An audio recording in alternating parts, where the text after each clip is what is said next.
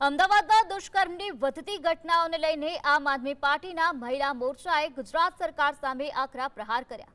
આપ મહિલા મોરચાના પ્રદેશ પ્રમુખ પાયલ સાકરિયાએ રાજ્યમાં મહિલાઓ અને દીકરીઓની સુરક્ષાને લઈને સરકારની કાયદા વ્યવસ્થા પર સવાલો ઉઠાવ્યા છે. તો પાયલ સાકરિયાએ સવાલ કર્યો કે 30 વર્ષથી સરકારમાં હોવા છતાં મહિલાઓ સુરક્ષિત કેમ નથી. આપે મહિલાઓની સુરક્ષા માટે તાત્કાલિક એક્શન પ્લાન અને કડક પગલાંની માંગ કરી છે.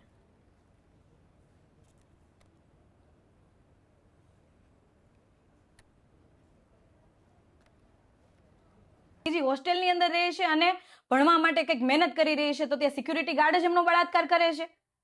આટલી આ હેવાનોની અંદર તાકાત ક્યાંથી આવે છે? કેમ કે તમારા કાયદાનો ડર નથી, એને તમારો કોઈનો ડર નથી. કેમ કે એને ખબર છે કે આ બધા નેતાઓ માત્ર ભાષણબાજી કરશે, ભાષણબાજી કરીને બધું પૂરું કરી નાખશે.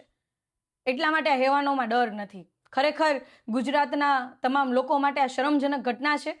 મારી તો સૌને વિનંતી છે કે માત્ર ભાષણબાજી નહીં, પરંતુ આમાં એક્શન પ્લાન બનાવવામાં આવે અને આવા હેવાનોને એવી સજા આપવામાં આવે કે જેથી આપણા ગુજરાતની બીજી એક પણ દીકરી સાથે આવી ઘટના ના બને.